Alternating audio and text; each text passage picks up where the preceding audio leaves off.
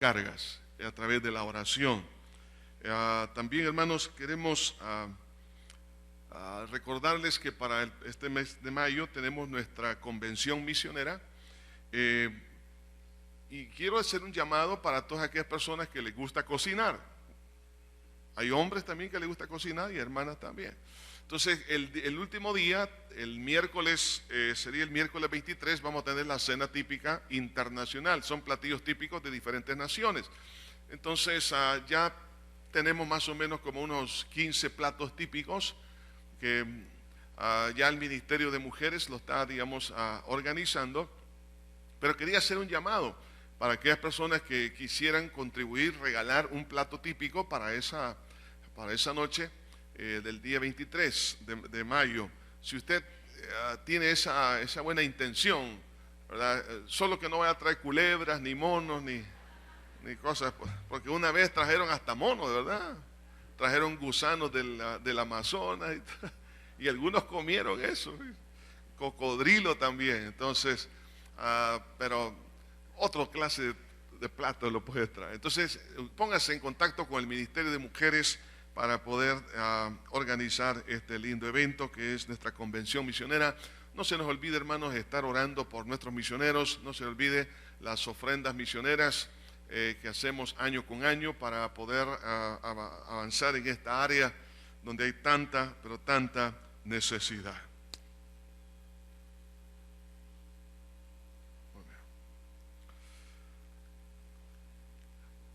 Abran la palabra de Dios, hermanos, al libro de Génesis, capítulo 15. Vamos a leer a partir del versículo 1, Génesis capítulo 15, versículo 1 y 8. Génesis 15, del 1 al 8, dice así. Después de estas cosas vino la palabra de Jehová a Abraham en visión, diciendo: No temas, Abraham, yo soy tu escudo, y tu galardón será sobremanera grande. Y respondió Abraham: Señor Jehová, ¿qué me darás siendo así, que ando sin hijo, y el mayordomo de mi casa es este Damaseno Eliezer? Dijo también Abraham: Mira que no me has dado prole, y aquí que será mi heredero un esclavo nacido en mi casa. Luego vino a él palabra de Jehová diciendo: No te heredará este, sino un hijo tuyo será el que te heredará. Y lo llevó fuera y le dijo: Mira ahora los cielos y cuenta las estrellas, si las puedes contar. Y le dijo: Así será tu descendencia. Y creyó a Jehová y le fue contado por justicia. Y le dijo: Yo soy Jehová el que te saqué de Ur de los Caldeos para darte a heredar esta tierra. Y él respondió: Señor Jehová, ¿en qué conoceré que la he de heredar? Señor, te doy gracias por tu palabra. Una vez más, Señor, sea tu nombre glorificado, tu pueblo bendecido. Te pido, Señor, por todos aquellos hijos tuyos, todos aquellos que han nacido de nuevo, Señor, que están en el camino del Evangelio, pero están pasando por momentos difíciles y su fe está tambaleando.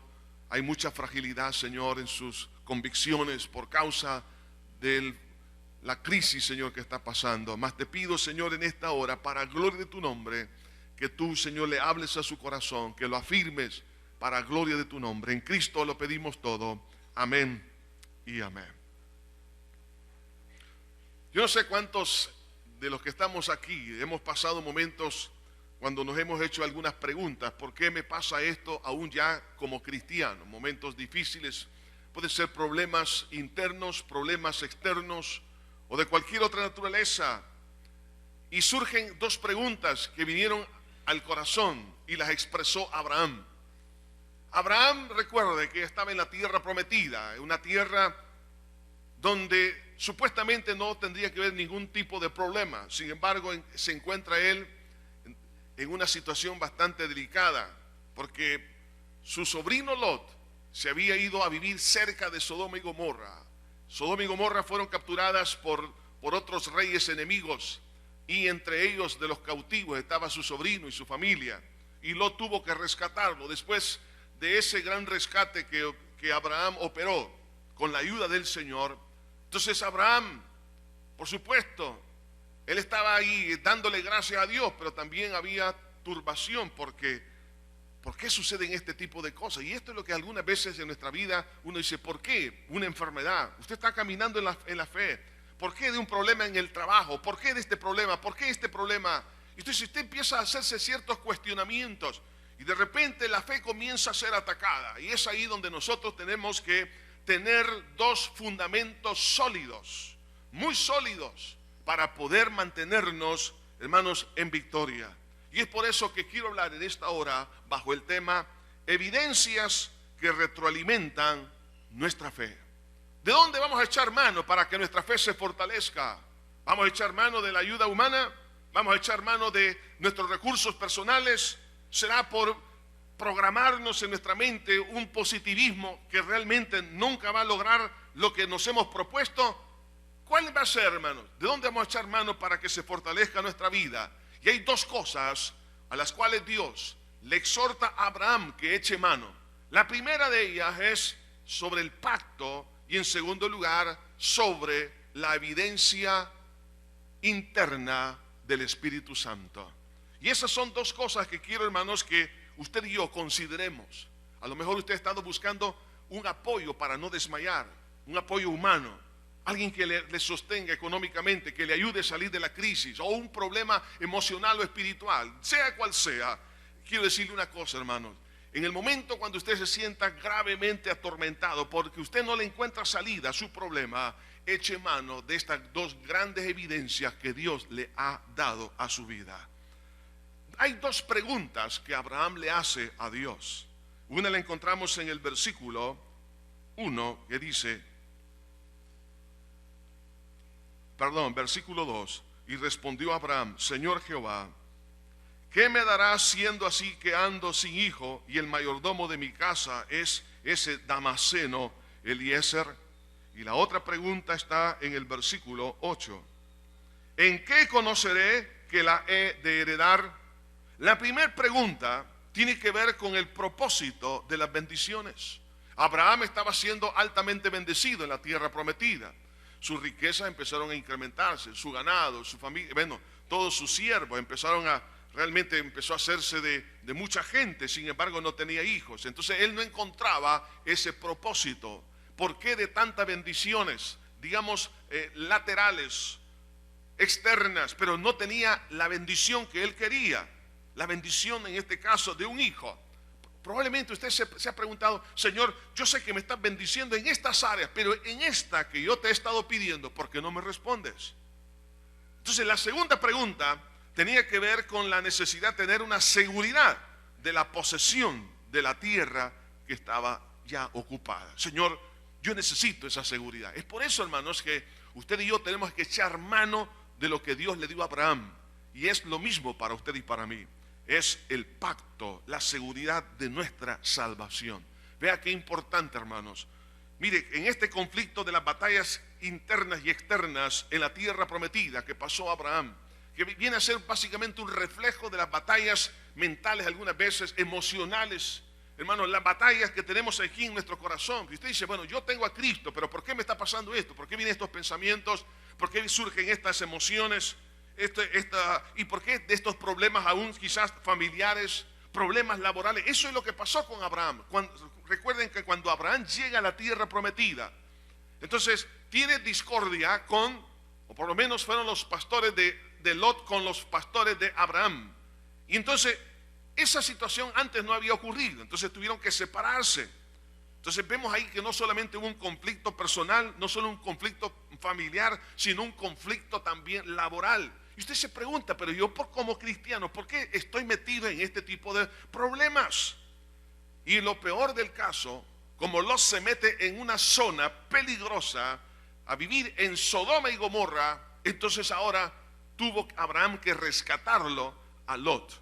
Y eso lo analizamos en el mensaje anterior que hablábamos sobre cómo Abraham llega a rescatar a su sobrino Lot de la mano de los reyes que habían capturado a los ciudadanos de la ciudad de Sodoma y de Gomorra. Entonces aquí vemos conflictos no provocados, o sea, problemas que Abraham no los había, digamos, en ningún momento los había buscado. Y usted dice, pero ¿por qué me vienen problemas que yo no he buscado? A lo mejor alguien se metió en problemas y por carambola le cayó a usted, hermano.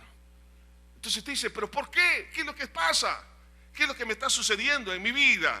Entonces, pero es ahí, hermano, cuando usted se encuentre en un tipo de problema, aún en problemas que usted mismo no los ha, digamos, fabricado, usted no ha procurado ese tipo de dificultades.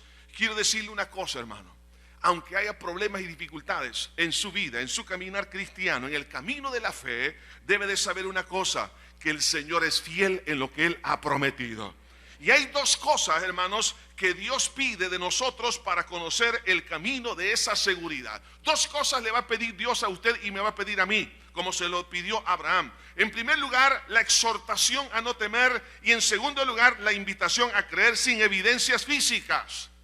Si queremos tener esa seguridad en ese pacto que Dios hizo por usted y por mí en la cruz, Dios nos pide lo que le pidió a Abraham. No temas, Abraham, yo soy tu escudo y tu galardón será sobremanera grande. Hay una exhortación a no temer. Qué triste, hermanos, es vivir bajo los temores.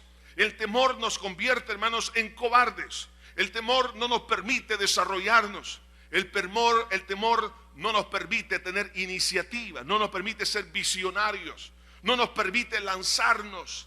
El temor nos amarra. Y entonces ahora, ¿por qué estaba temiendo Abraham? Por los problemas que ella había tenido. ¿Cuántos problemas ha tenido usted en sus últimos años de vida cristiana? Y viene el diablo y le empieza a decir, ¿te recuerdas los problemas de hace 3 años, de 1 año, los problemas que tienes ahora? Entonces el mensaje es, muy bien, viene un contraataque sobre tu vida. Entonces empieza a temer. Y entonces Abraham, porque si Dios le dijo que no tema, es porque Dios empezó a ver en el corazón de Abraham que había temor. Claro, si puedes imaginar, después de haber rescatado a su sobrino Lot, estamos hablando que numéricamente estaban ellos en desventaja, pero Dios le concedió la victoria. Y a lo mejor le estaba pensando, ¿y qué va a pasar en el futuro? A lo mejor usted dice, Señor, si estos problemas tengo ahora, ¿qué van a venir? ¿Qué más adelante? ¿Cuáles van a ser las circunstancias? Entonces, el Señor nos pide una cosa, hermanos, que no le demos lugar al temor. ¿Y sabe por qué? Hay 2 razones importantes que menciona este versículo 1. Dice, yo soy tu escudo y tu galardón será sobremanera grande. Es decir, la defensa de nuestra vida es Dios, y por eso no tenemos que darle espacio al temor. Hermano, si usted y yo hemos sido llamados a caminar por la fe en el Evangelio, la fe en Cristo nuestro Salvador, quien nos va a defender es nuestro Señor Jesús. Es Dios que va a ser nuestro escudo. Algunas veces pensamos que como cristianos no tengo por qué tener problemas. Y pensamos vivir el cielo aquí en la tierra, es decir, ausente de crisis, ausente de enfermedades, ausente de problemas. No es cierto, hermano. Cuando Él dice, yo seré tu escudo, ¿para qué es un escudo? No es un adorno. El escudo es para una guerra, para una batalla. O sea que Dios nos está diciendo, hijo, no te preocupes, Abraham. Cuando estés en otra batalla, yo voy a estar contigo también. ¿Cuántas batallas tiene usted? ¿Cuántas batallas van a venir? Una batalla contra una enfermedad, un problema financiero, una batalla de rechazo, una batalla, hermanos, donde usted se siente solo, una batalla donde nadie le entiende ni le comprende. Y usted está a punto de fracasar por muchas tribulaciones que está teniendo. Mas Dios le dice, no te preocupes. Desde el momento en que tú comenzaste a caminar por la fe, no temas, porque yo voy a estar contigo en tu batalla. La segunda razón es porque dice el Señor, y tu galardón será sobremanera grande. En otras palabras, la recompensa de caminar en la fe va a ser maravillosa, hermano. Entonces, si sabemos que vamos a ganar, porque siempre vamos a ganar. ¿Cuánto lo creen, hermano? Vamos a ganar porque Dios así lo ha prometido. Vamos a salir en victoria.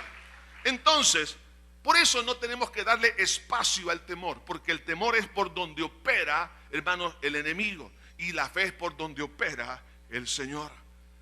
Eso es lo primero que Dios nos pide, hermano, para que estemos seguros. Lo otro es, nos va a invitar a creer sin evidencias físicas.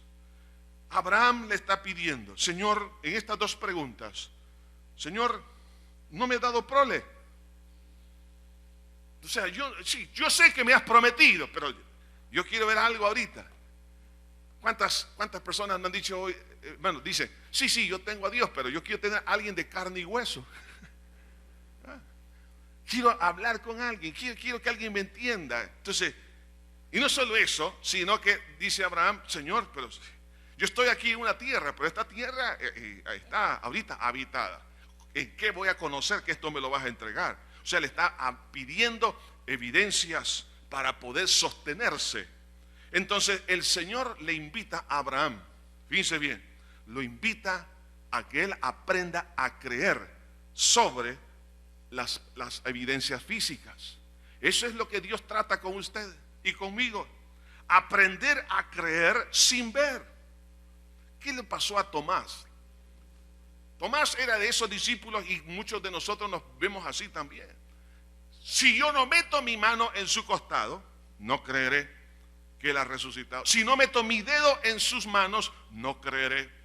Mas Jesús le dijo cuando se le aparece, mete tu mano en mi costado y tus dedos en mis manos. Y dice la palabra que Tomás creyó y Jesús dijo, bienaventurados los que no vieron y creyeron.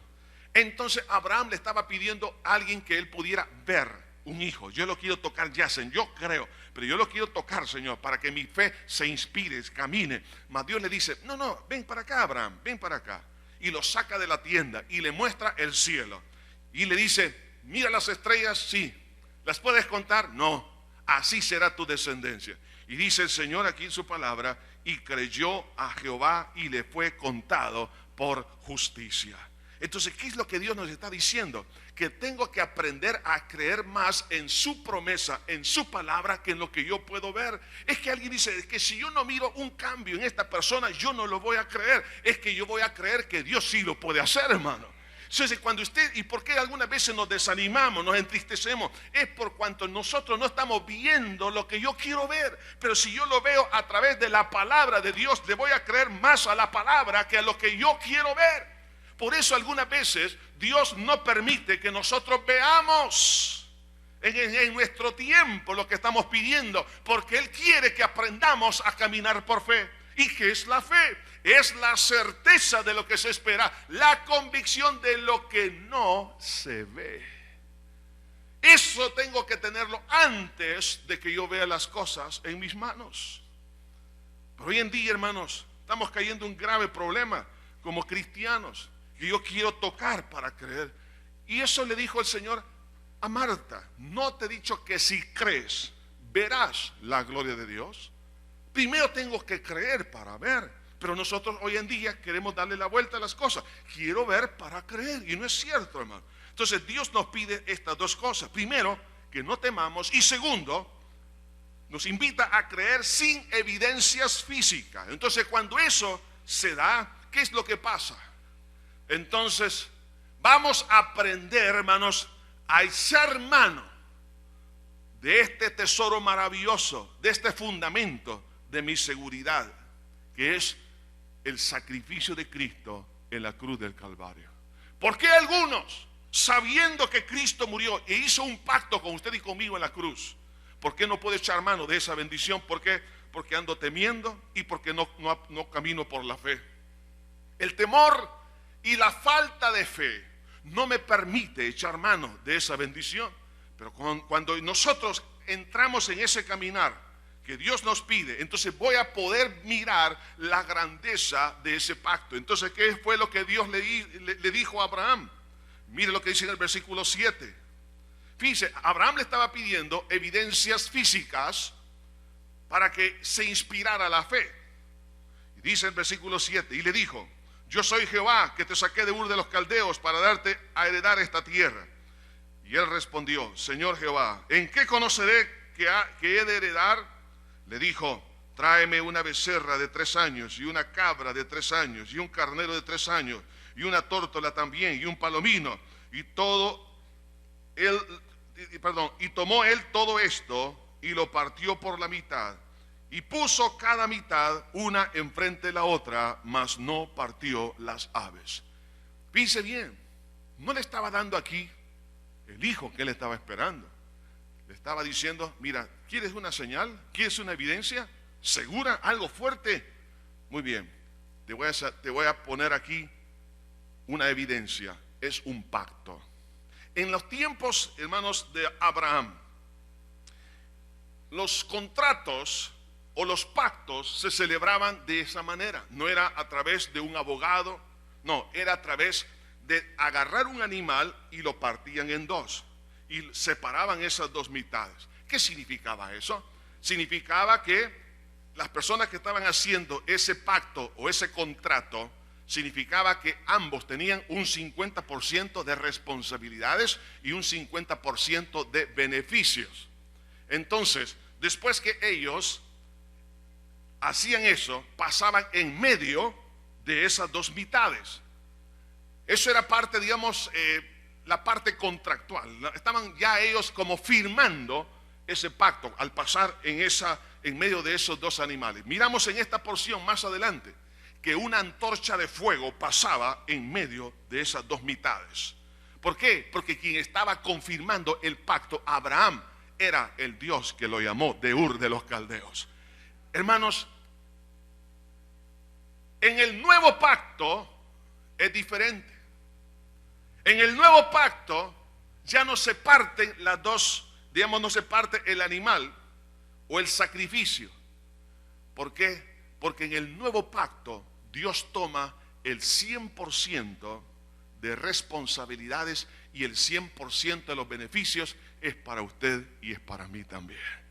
En otras palabras, hermanos, ya no es por las obras que yo hago, sino por la obra que Cristo hizo por mí. Entonces, Dios le está diciendo a Abraham: Abraham, yo sé que tú quieres que yo te dé ahora el hijo. Yo no sé cuánto le están pidiendo, yo no sé cuál es su petición y usted quiere verla materializada. Es que yo, Señor, dámelo ya no aguanto, yo me estoy desesperado. Yo creo en ti, he dado los pasos de fe, te estoy sirviendo, Señor, estoy orando, estoy pidiendo esto, pero no veo. Mas Dios te dice a usted y me dice a mí: aunque tú no lo veas, en algo en lo cual tú te tienes que fundamentar para seguir adelante, para inspirar tu fe, es que yo hice un pacto contigo en la cruz del Calvario. Porque ese pacto que vemos aquí no es otra cosa que un tipo del sacrificio de Cristo en la cruz del Calvario. Hermano, ese pacto que Cristo hizo en la cruz, donde Él puso el 100% de su vida, y Él tomó el 100% de la responsabilidad, y ese 100% de bendiciones nos ha sido dada a través de la fe en nuestro Señor Jesucristo. Entonces Dios nos está diciendo: hijo, mira, una cosa así, te voy a decir algo. Yo no miento, yo lo que digo lo sostengo y te lo voy a comprobar. ¿Y cómo Dios lo comprobó? Enviando a su Hijo unigénito a morir por usted y por mí en la cruz del Calvario. Por tal razón, cualquier palabra, cualquier promesa tiene fiel cumplimiento, porque hay un pacto de por medio. Eso es lo que yo tengo que aprender, hermanos, a ver, no con los ojos físicos, sino con los ojos de la fe. Dios ha comprometido su palabra y la ha ratificado en ese nuevo pacto. Pero ¿sabe qué?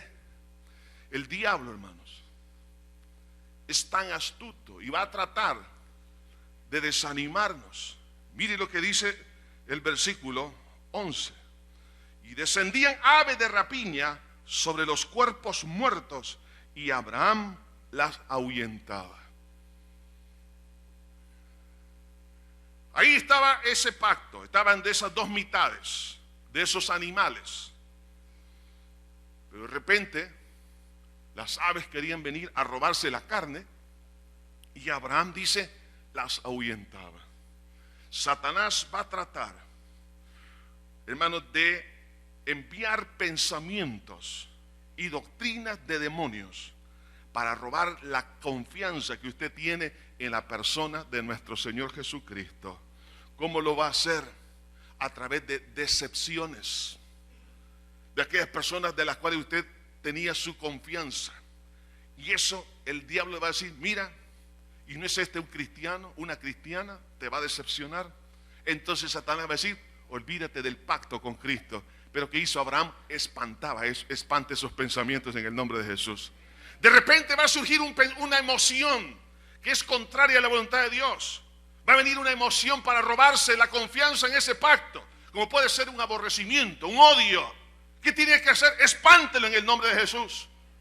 De repente va a venir algo, hermanos, que va a tratar de en su alma, hermanos, que algunos quizás están pensando, hermanos, en claudicar en cuanto a su fe. Es más, algunos quizás han venido a esta reunión, hermanos, dándose la última oportunidad. Y han dicho, yo ya nunca más vuelvo a creer, nunca más vuelvo a la iglesia, jamás vuelvo a leer la palabra de Dios. Y muchos de los que están escuchando la palabra a través de los distintos medios están pensando eso. Mas les quiero decir esto en el nombre de Jesús. Espante esas ideas, porque el diablo lo que quiere es que usted abandone el puente que lo comunica con el cielo, que es nuestro Señor Jesucristo. Abraham no se dio por vencido al ver a esas aves de rapiña que querían robarle. ¿Y sabe cuándo Satanás hace esto? Cuando estamos cansados. Dice en el versículo 12, mas a la caída del sol sobrecogió el sueño a Abraham. Después de un tiempo de espera, de esa respuesta, muchos se cansan. Y al cansarse, Señor, ya pasó 1 año, 2 años, 3 años, 4 años, 10 años, 3 meses, no sé. Para cada quien, hermano, el tiempo de su respuesta tiene un tiempo. Pero ¿qué es lo que pasa aquí? Vemos cómo el enemigo trató, hermanos, de robar la confianza en Abraham, pero él dice la ahuyentaba. Y en un momento de fatiga emocional, un cansancio, a lo mejor usted dice, yo ya me cansé de perdonar. Yo ya me cansé de seguir, hermano, haciendo el bien, aún a las personas que me han hecho mal. Yo ya me cansé de tratar bien a esta persona cuando me trata mal. Yo ya me cansé y le sobrecoge cansancio. Y usted se siente, hermano, no solo físicamente a lo mejor agotado o se siente enfermo, sino emocional y espiritualmente se siente cansado. Y usted dice, ya no aguanto más. Cuando vienen esos momentos de agotamiento espiritual, emocional y físico, Satanás va a tratar de robar su confianza, pero no lo deje. Ahuyéntelo en oración y en ayuno algunas veces y reprenda esas ideas. Te diga, yo seguiré sirviendo a mi Señor Jesús. Él es fiel y verdadero. Mi confianza está en su palabra. Mi confianza está en lo que Él hizo por mí en la cruz del Calvario. Vendrán, hermanos, vientos de doctrinas. Hermanos, tengamos mucho cuidado. Cómo el diablo se aprovecha de aquellos corazones cansados, decepcionados, que se sienten turbados.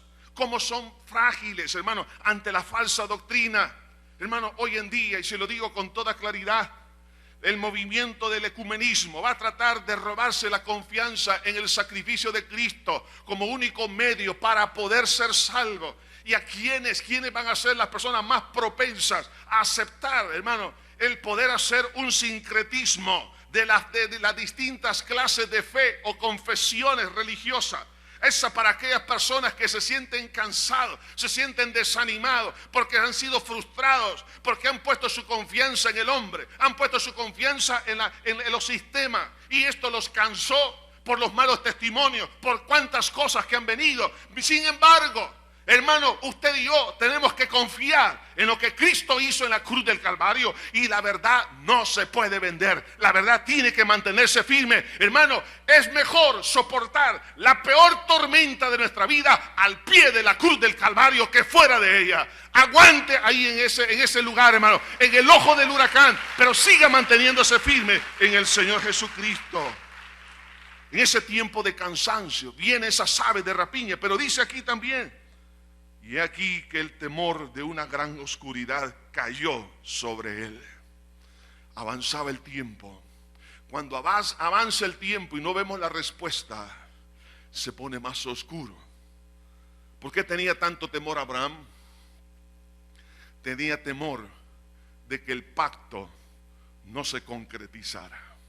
Cuando un animal viniese en la noche y se robase el sacrificio. A lo mejor era una noche tan densa que no podía ver ni siquiera su mano. Hay noches tan oscuras así. A lo mejor usted está pasando una noche tan oscura. No solamente ha llegado un momento de fatiga, pero hay una oscuridad tan densa. Y usted dice, Señor, ¿pero por qué? Pero Abraham estaba ahí, no se durmió, estaba cansado, pero no se durmió. Benditos aquellos que no se duermen en sus laureles, que no se duermen, hermano, en el momento de la prueba.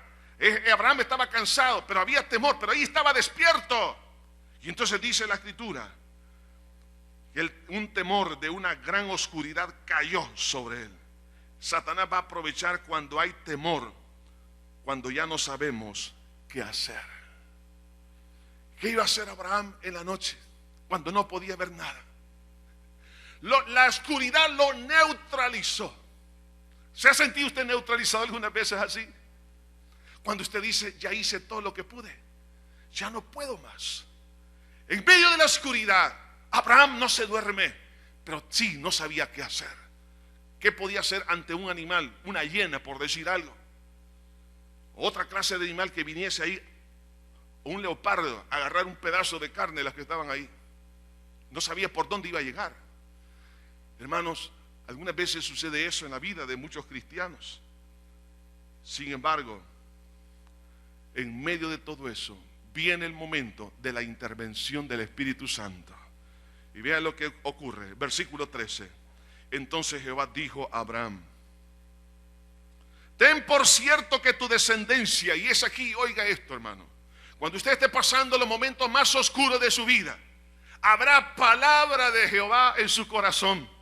Cuando usted piensa que ya no hay nada, no hay una salida, Dios le habla, le ha de hablar. Y Dios, qué lindo, hermano, en el momento más oscuro Dios le habla a Abraham y le dice: ten por cierto que tu descendencia morará en esta tierra y será esclava allí y será oprimida 400 años, mas también a la nación a la cual servirán juzgaré yo, y después de esto saldrán con gran riqueza, y tú vendrás a tus padres en paz y serán sepultados en buena vejez, y en la cuarta generación volverán acá, porque aún no ha llegado a su colmo la maldad del amorreo hasta aquí. Y sucedió que puesto el sol, o sea, llega, oiga esto, hasta el amanecer, esa batalla espiritual, ya oscurecido, dice, se veía un horno humeando y una antorcha de fuego que pasaba entre los animales divididos.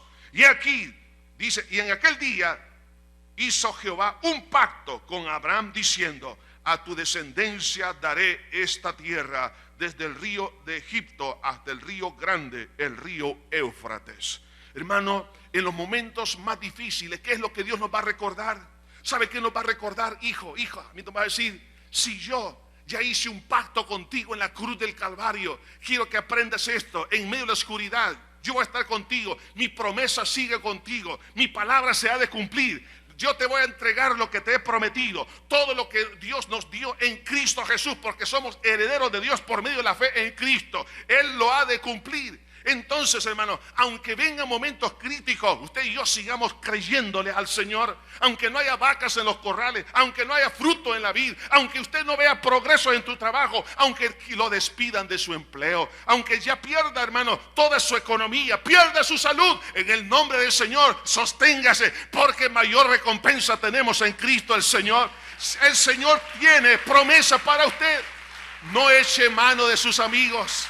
No eche mano de la gente que está a su alrededor. No se apoye en la caña, no se apoye en la caña cascada, porque esa caña le ha de traspasar su mano. Apóyese en el brazo potente de Jehová, y ese brazo potente es Cristo nuestro Salvador. Cuando Él muere en la cruz, Él ha prometido estar con nosotros todos los días hasta el fin del mundo. Si usted está pasando por momentos tan oscuros así, usted dice: Señor, pero yo he creído en ti. Y Dios le dice: hijo, te estoy llevando a un punto donde la fe se está desarrollando en medio de la oscuridad, pero yo voy a cumplir lo que te he prometido. Y aún le anticipa: ¿sabe qué, Abraham? Vendrán años de esclavitud para tu descendencia, 400 años, pero no te preocupes, yo después lo saco. El Señor nos dice: mira, hija, van a venir problemas más adelante, pero no te preocupes, yo te voy a sacar de ahí. En medio de la batalla, ahí voy a estar contigo. ¿Por qué? ¿Cuál es su seguridad? Mi seguridad, hermano, y su seguridad debe ser mi Señor Jesucristo. Él, por eso Pablo decía: con Cristo estoy juntamente crucificado, mas ya no vivo yo, mas Cristo vive en mí. ¿Por qué? ¿Cuál es la seguridad suya y mía? Hermano, no es la política, no es, hermano, la economía, no es el estudio, no es la posición, no es el trabajo. La seguridad suya y mía es que Cristo murió por mí y ahora soy hijo de Dios, soy heredero de Dios, y aunque ande por el valle de sombra de muerte, no temeré mal alguno, porque tú estarás conmigo. Tu vara y tu cayado me infundirán aliento. Aderezas mesa delante de mí en presencia de mis angustiadores. Esa antorcha que se pasaba en medio de esos animales divididos es la ratificación del pacto. Y esa antorcha hoy en día es la gloriosa persona del Espíritu Santo que está en nuestro corazón, que nos dice: está garantizado lo que Dios ha prometido, Él lo ha de cumplir hasta el día de nuestra muerte. Y ¿sabes qué? Dios le dice aquí a Abraham: mira, Abraham, te quiero anticipar el final de la película de tu vida. ¿Cuántos quieren eso? No, por favor, no me anticipe eso. Porque no podemos morir antes, ¿verdad?, de un infarto. Pero Dios le dice: y tú vendrás a tus padres en paz y serás sepultado en buena vejez. ¿Qué Dios nos dice a usted y a mí? Hijo, no te preocupes. Después del valle de sombra y de muerte, en el camino de la fe, tú tienes unas mansiones eternas.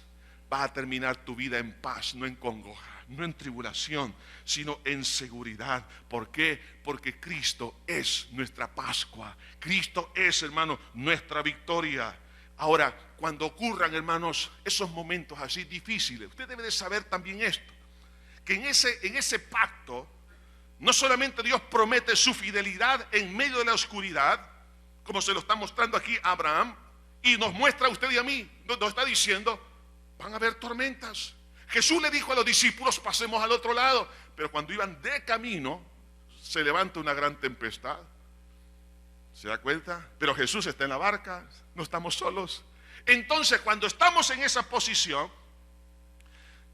estamos pasando por ese momento y ya viene el amanecer y vemos la respuesta de Dios, empezaremos a ver las bendiciones.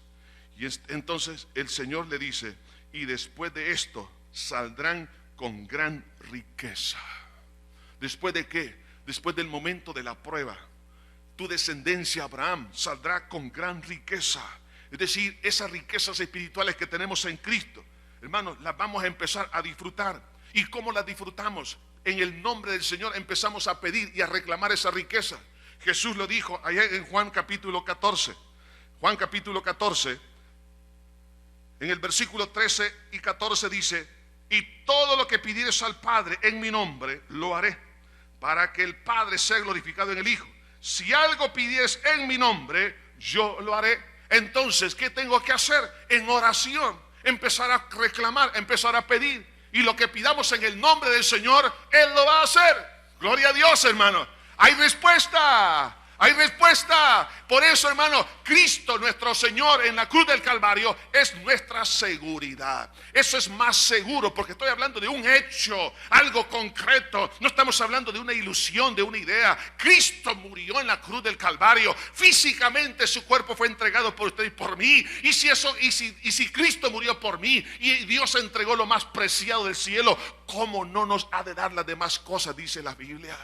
Hermano, hay seguridad. ¿Qué pasa cuando usted, por ejemplo, tiene un accidente automovilístico y usted no tiene seguro o no ha asegurado su carro? Empieza a sudar. Pero aquel que tiene asegurado su vehículo, suda menos. No se preocupa, tranquilo. Esperemos que vengan ahí de la compañía, venga la policía, tome la parte ahí, se arregla todo, ya no está angustiado. Cuando usted y yo tenemos el seguro de Cristo en nuestro corazón, no se preocupe, hermano. Los accidentes, los choques que tengamos en nuestra vida cristiana, el Señor va a decir: no te preocupes, yo te lo reparo, hijo. Yo me encargo de ti. Estás enfermo, yo te voy a reparar. Y si no te reparo, es porque te quiero traer conmigo ya. Amén, hermanos, gloria al Señor. Entonces el Señor se va a encargar. Te está pasando un problema, entonces eso le va a dar seguridad. Ahora bien, hay momentos en la vida, hermanos, cuando vamos caminando en la senda del Señor y nosotros nos sentimos: ok, Señor, ahora entiendo.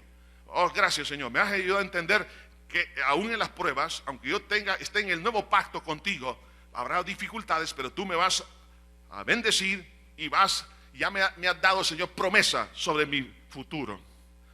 Pero de repente empiezan, hermanos, algunos conflictos internos. En primer lugar, tiene que ver con los conflictos de lo que yo puedo hacer y lo que Dios hace. Entonces estamos en eso. Entonces de repente, hermanos, empezamos a creerle más a mis obras que a la obra de Dios. Eso es lo que pasó en el capítulo 16. De repente Sara se desespera un poquito. ¿Habrá alguna hermana desesperada aquí? Bueno, Sara, ya fíjense bien, claro. Algunas están desesperadas. Bueno, porque dicen, no, ya me está dejando el tren, dice algunos. Bueno, a Sara, fíjense bien, cuando sale de Ur de los Caldeos, tenía 65 años. Cuando ya está aquí a esta altura, estamos encontrando ya a Sara casi cerca de 90 años. Pasa el tiempo. Dios me ha prometido un hijo.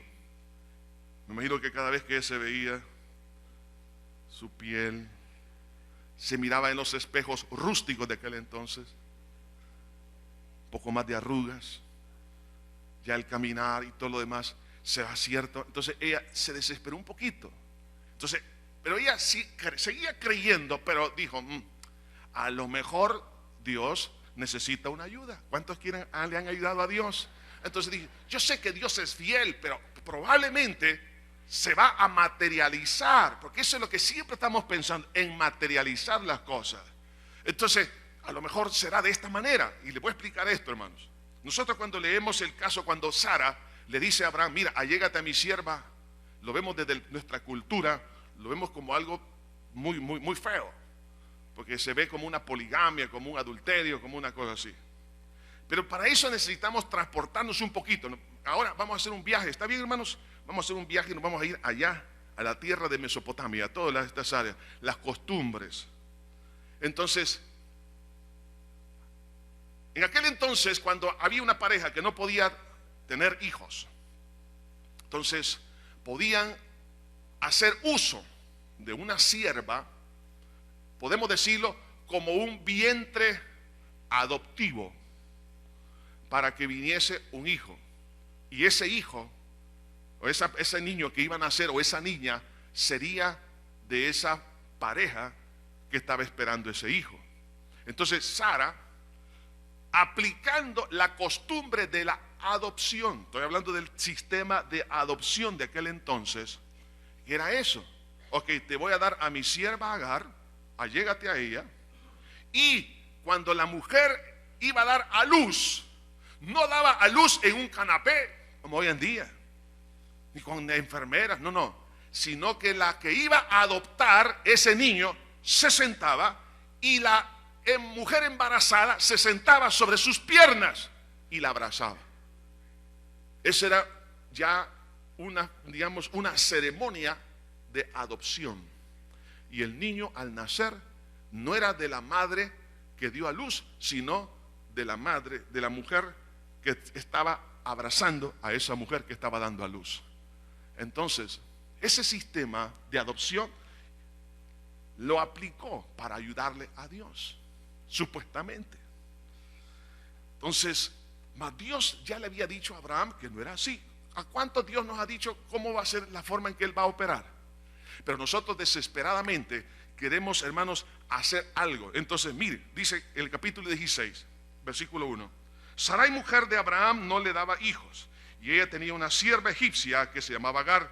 Dijo entonces Sarai a Abraham, ya ves que Jehová me ha hecho estéril, te ruego pues que te llegues a mi sierva, quizás tendré hijos de ella. Y atendió a Abraham al ruego de Sarai. ¿Cuántos Abrahames hay aquí? No. Y Sarai, mujer de Abraham, tomó a Agar su sierva egipcia. Al cabo de 10 años, dice que había habitado Abraham en la tierra de Canaán. La dio por mujer a Abraham su marido. Habían pasado ya 10 años. ¿Dónde está? ¿Dónde está? ¿Cuántas personas hoy en día? Sí, Señor, yo creo en tu palabra. ¿Cuántos han orado? ¿Cuántos han hasta ayunado? ¿Cuántos están sirviendo a Dios y están esperando? Ya pasaron 10 años. ¿Y qué pasa? A lo mejor quizás, sí, Dios va a cumplir, pero a través de estos medios. Cuidado con los medios. El fin no justifica los medios. Olvidémonos de esa idea maquiavélica. Algunos dicen, no, que a lo mejor Dios me va a bendecir poniendo una cervecería, hermano. Algunos en tiempo pasado me han dicho, pastor, quiero que venga a orar por mi negocio. ¿Y cuál es? Pues mire, tengo un restaurante, pero tengo una cervecería también ahí. No, eso Dios no lo hace.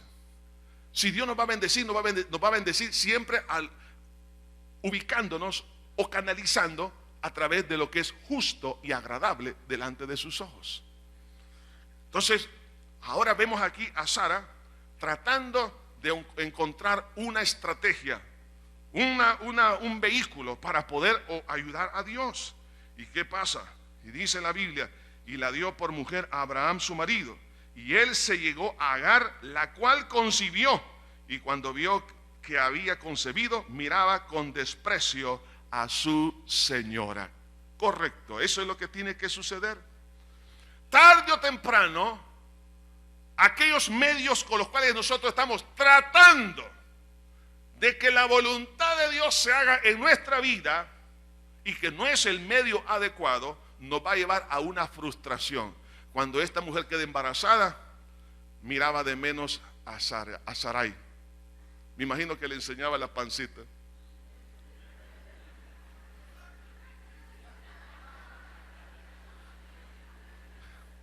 Y Sarai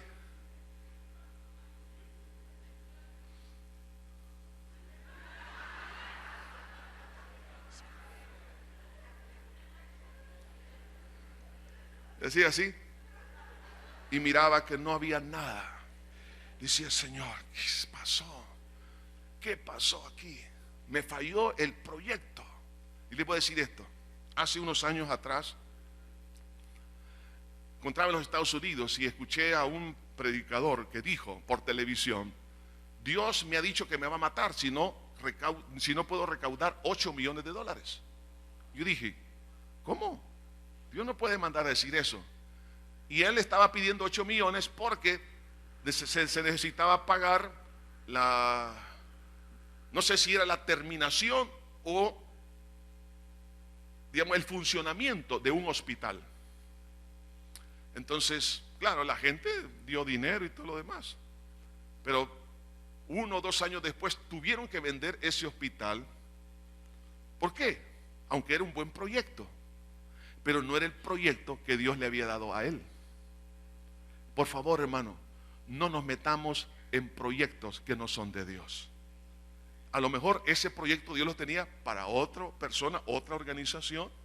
Nosotros estemos seguros que en lo que Dios me dice, ahí me tengo que meter. Porque no puedo decirle, Señor, porque más adelante, ¿qué pasó con Abraham? Cuando nace Ismael, le dice, Señor, te ruego que Ismael viva delante de ti. Y Dios le dice, en Isaac te será llamada descendencia. ¿Cuántos Ismaeles tiene usted? Es decir, plan B. Usted dice, no, Señor, gracias, tu promesa. Sí, Señor, gracias, Señor. Yo ya miré a esta muchacha, va a decir este joven, ya le impuse manos, Padre, en el nombre de Jesús, he orado por ella, yo la reclamo, Padre. Pero usted está seguro que es ella, la voluntad de Dios. Señor, empezamos a hacer, por ejemplo, a diseñar un proyecto para levantar una empresa. Pero entonces ahora decimos, Señor, bendice esta empresa. Padre, en el nombre de Jesús te pido que la bendiga. Pero ni siquiera le hemos preguntado a Dios si esa es su voluntad. Nos metemos a hacer cosas que no están en la voluntad de Dios. Hermano, yo le tengo miedo a esto, eso sí le tengo miedo. Que nos metamos en hacer cosas que Dios nos ha metido, no nos dice que lo hagamos. Abraham se mete juntamente con su esposa en un proyecto que vino más adelante ¿a qué? Vino a traerle tristeza. Dios no añade tristeza cuando Él bendice, pero vino tristeza en la vida de Sarai. Vino un momento de malestar. Había una disensión entre ellas dos. Cuando nace Ismael, estuvo 13 años. Ese niño estuvo 13 años viviendo en su casa. Fíjense bien, 13 años. Y esos 13 años, ella no pudo ver a Ismael como su hijo. O sea, el sistema de adopción de aquel entonces no funcionó. Le voy a decir una cosa, no trate de atraer hacia su persona y no trate de que forme parte de su vida lo que Dios le ha dicho que no es así. Dios tiene una palabra, pero Él la va a canalizar a través de los medios que Él ocupa.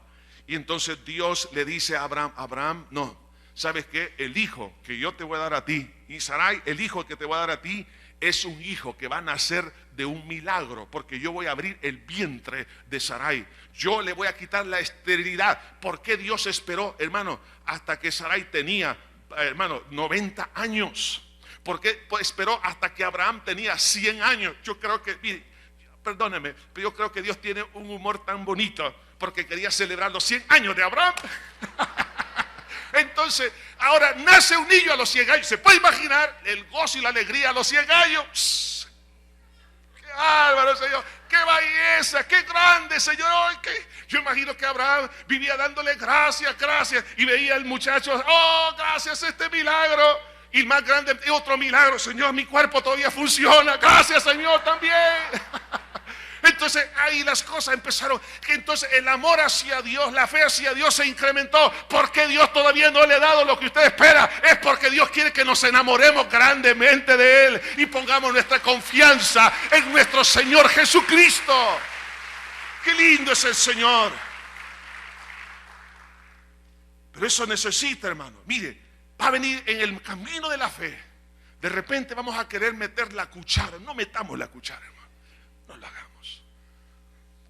No nos adelantemos. No hagamos proyectos. No tomemos decisiones si no estoy seguro que Dios me ha dicho lo que tengo que hacer. Hay algunos atrevidos y atrevidas. Dice, Dios me habló y Dios no ha dicho nada. Y algunos profetas que vienen por ahí, Dios ha dicho mentiras. Algunos sí, puede que Dios los use, pero otros usan el nombre de Jehová nuestro Dios en vano. Es que Dios me ha hablado a mi corazón. La carne le ha hablado, hermana. La mera carne, la mera chuleta. Ahí está eso. Eso ha hablado, eso es lo que ha hablado. Es que yo siento, es que no es cuestión de sentir. Es que Sara también sintió. Y miren el problema. Hasta el día de hoy tenemos el problema aquí, hermanos. Claro, Dios, mire, es que Dios es tan bueno que, mire, aún de nuestros propios errores, oiga esto, aún de eso Dios nos ha de bendecir. Nace Ismael. ¿Qué hizo Dios con Ismael? Lo bendijo. Usted lo puede leer en los capítulos anteriores.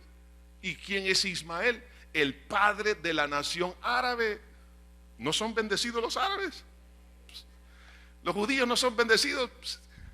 Ahí está la economía del mundo en las manos de los dos grupos. ¿Se da cuenta? ¿Por qué? Porque Dios vio a Abraham. Vio la fe de Abraham. Aun cuando usted llegue a rectificar, Dios le va a resolver, hermano, oiga esto, los líos en que usted se ha metido, Dios se los va a resolver más adelante. ¿Cuánto lo cree, hermano?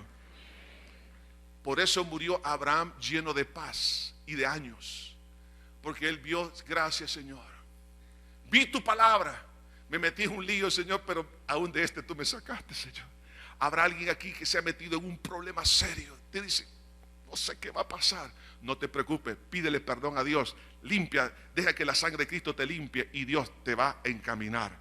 Ahora bien, la segunda garantía de la cual tenemos que echar mano es del testimonio interno del Espíritu Santo. No eches mano de tus amigas, de tus amigos, no eches mano del pastor, peor todavía. No eches mano de la compañía, de tu trabajo. No te apoyes en ningún ser humano. Apóyate en los testimonios gloriosos que prevalecen por las edades, el sacrificio de Cristo y el testimonio interno del Espíritu Santo. ¿Por qué? Miren, ya en el capítulo 17, y por falta de tiempo no vamos a leer, Dios le dice a Abraham, Abraham, tienes que circuncidar a todos los nacidos en tu casa y a los que habitan contigo, porque va a ser la señal del pacto. O sea, la circuncisión física no es otra cosa que un tipo de una circuncisión espiritual. La circuncisión es algo tan privado, tan personal. Eso solamente era una figura, un tipo de una circuncisión, la cual sería para mí el marco también de referencia del pacto que Dios ha hecho conmigo en la cruz del Calvario. Dice la palabra de Dios, en Romanos capítulo 2, en el versículo 28. Romanos 2, 28. Pues no es judío el que lo es exteriormente, ni es la circuncisión la que se hace exteriormente la carne, sino que es judío el que lo es en el interior. En la circuncisión, y la circuncisión es la del corazón, en espíritu, no en letra. En otras palabras, lo que me está diciendo el Señor es: hijo, ¿sabes qué? Te voy a dar una marca, no en tu cuerpo, pero una marca en tu espíritu, en el corazón. ¿Y cuál es esa marca espiritual? Efesios capítulo 1 lo dice con mucha claridad. En él también vosotros, habiendo oído la palabra de verdad, el evangelio de vuestra salvación, y habiendo creído en él, fuisteis sellados con el Espíritu Santo de la promesa, que es las arras, que son las arras, la garantía, las evidencias de nuestra herencia hasta la redención de la posesión adquirida para alabanza de su gloria. ¿De dónde voy a echar mano, hermano? Mire, si me encuentro en la batalla más cruenta, más oscura de mi vida, si en la tierra prometida que Dios me ha dado, que es el evangelio, me encuentro en tremenda batalla, internas y externas, de repente todo se me pone color gris y muy negro, y a pesar, hermano, de todo eso, seguimos caminando. ¿Qué va a pasar? Yo tengo que echar mano, me tengo que recordar de la obra de Cristo en la cruz del Calvario. Por eso decía el apóstol Pablo: lejos esté de mí, sino gloriarme en la cruz de Cristo. ¿Qué está diciendo eso? Está diciendo que me glorío en el nuevo pacto que Dios hizo por mí en la cruz del Calvario, y por ese nuevo pacto yo vivo seguro hoy en día, y sé que Dios ha de cumplir su palabra. Pero también por esa obra me ha dado una marca aquí, y es la presencia del Espíritu Santo. Hermanos, ¿por qué creen ustedes que es fundamental, vital en la vida de todo cristiano ser bautizado con el Espíritu Santo?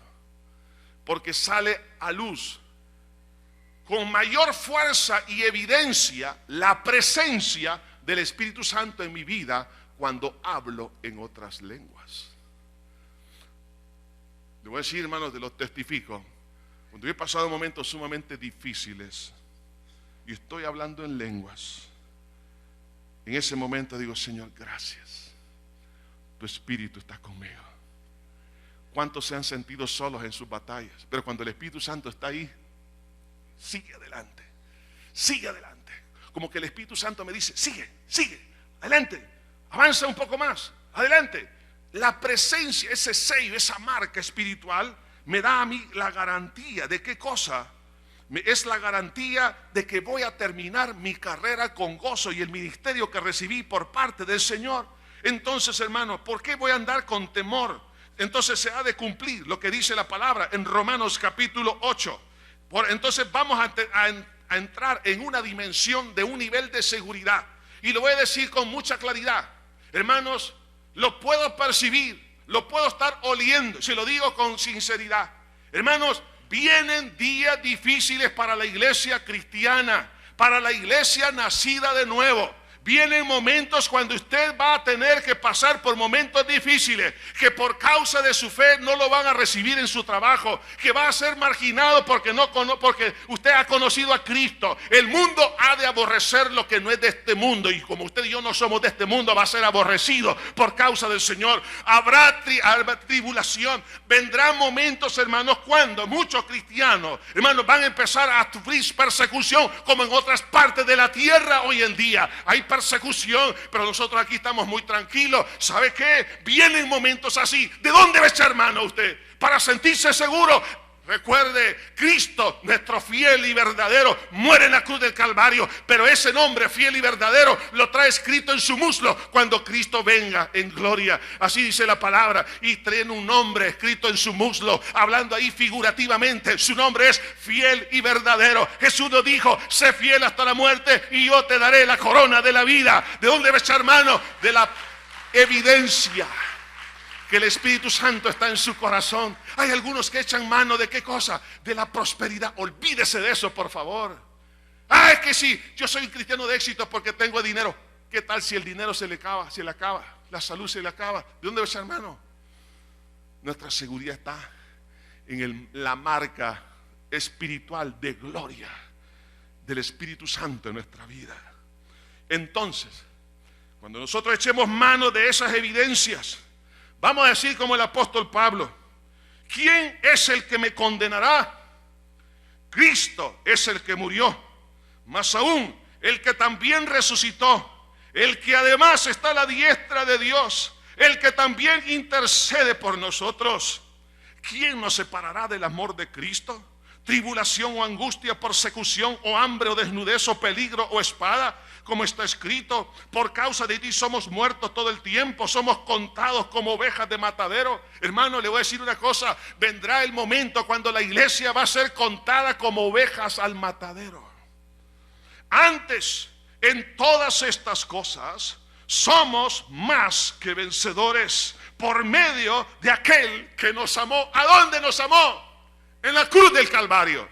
Ahí nos amó. Dice: por lo cual estoy seguro que ni la muerte, ni la vida, ni ángeles, ni principados, ni potestades, ni lo presente, ni lo porvenir, ni lo alto, ni lo profundo, ni ninguna cosa creada nos podrá separar del amor de Dios que es en Cristo Jesús, Señor nuestro. Y si eso es así, Pablo lo vivió, miles de hermanos lo vivieron, usted y yo lo vamos a vivir también. Hermano, es tiempo que echemos mano de las evidencias de la muerte de Cristo, de ese pacto y del testimonio interno del Espíritu Santo. No ande buscando amigos para sentirse seguro, ni empresas, ni apoyo humano. Apóyese en el Señor. Señor Jesús, te damos infinitas gracias por todo tu amor. Te pido para alabanza tuya, Señor, que aquellos que están pasando en su tierra prometida tribulación, dolor, que están pasando momentos de mucha oscuridad, temores, Señor, te pido que no me los dejes desmayar, Señor. En el nombre de Jesús sean levantados. Estimados hermanos, no solamente los que están aquí, sino los que nos están escuchando, donde quiera que se encuentre. Quiero desafiar en el amor de Cristo a que usted eche mano del pacto que Dios hizo en Cristo para fortalecerse. Esa es su seguridad y el testimonio interno, la evidencia en su persona de la presencia del Espíritu Santo. Si eso es así, ¿sabe qué? Usted va a salir en victoria. Habrá alguien que está pasando por momentos muy difíciles, muy críticos, y usted dice: yo ya no puedo más, ya no soporto más. A lo mejor algunos le han dado espacio a la idea de la muerte para salir de su crisis aparentemente. Le digo, apóyese en el Señor. Si usted está pasando por esos momentos difíciles y usted le dice a Dios ahora: Señor, ahora entiendo, tú hiciste un pacto conmigo, yo voy a esperar.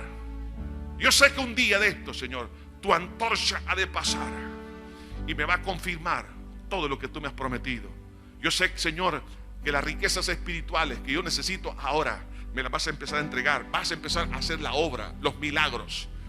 Hermano, hermana, si usted está pasando por esos momentos tan duros, tan difíciles, y usted ya no soporta más, pero en este momento el Espíritu Santo le está diciendo: hija, hija, yo estoy contigo, yo te animo, pero necesito que creas en lo que hice por ti en la cruz y en la presencia del Espíritu Santo morando en tu vida. Eso hará que el milagro ocurra. Si usted es una de esas personas que está pasando por esa crisis, pero quiere la respuesta, póngase de pie ahí donde está. Y aquellos que están en su casa, a lo mejor están transitando por las calles, andan en sus vehículos o donde quiera que se encuentre, tome una decisión. Vamos a orar. Precioso Señor, si puedes repetir conmigo esta oración: Señor, te doy gracias por tu amor. Me has llamado al camino de la fe, pero en este camino he encontrado dificultades. Me siento cansado, ya no puedo más, pero te necesito, Señor. Perdóname por poner mi esperanza en lo que yo puedo hacer o lo que otros pueden hacer. Pero a partir de este momento no me apoyo en brazo humano, en brazo de hombre, sino en brazo de Dios. Creo, Señor, en tu obra en la cruz del Calvario, y que por ese pacto que hiciste conmigo puedo tener seguridad de mi herencia y para mi familia también. Creo, Señor, en el poder de tu Espíritu Santo que mora en mi corazón. Por lo tanto, Señor, he hecho mano de estas dos grandes verdades, dos grandes evidencias para salir adelante. Siga orando con sus propias palabras. Señor, en este día bendecimos en tu nombre, Señor, a cada persona que ha tomado a bien esta decisión. Padre, visítalo de una manera grande, poderosa, en el nombre de Jesús de Nazaret. Padre, todo espíritu de muerte huya de esa vida, Señor. Toda obra tenebrosa, Señor, sea apartada en el nombre de Cristo Jesús. Reclamamos, Señor, tanta bendición, Padre. Saca adelante a tu hija, a tu hijo, Señor, que se desvanezcan, Señor, todas aquellas cosas, Señor, ideas, Señor, que no son convenientes. Padre, te pido para alabanza tuya, Señor, que abraces a mi hermano, abraces a mi hermana, Señor, que déjale sentir, Señor, cuánto tú le amas. Bendígalo ahora y siempre, Señor. Gracias en Cristo Jesús. Amén, Señor, y amén. Que Dios me los bendiga, mis hermanos.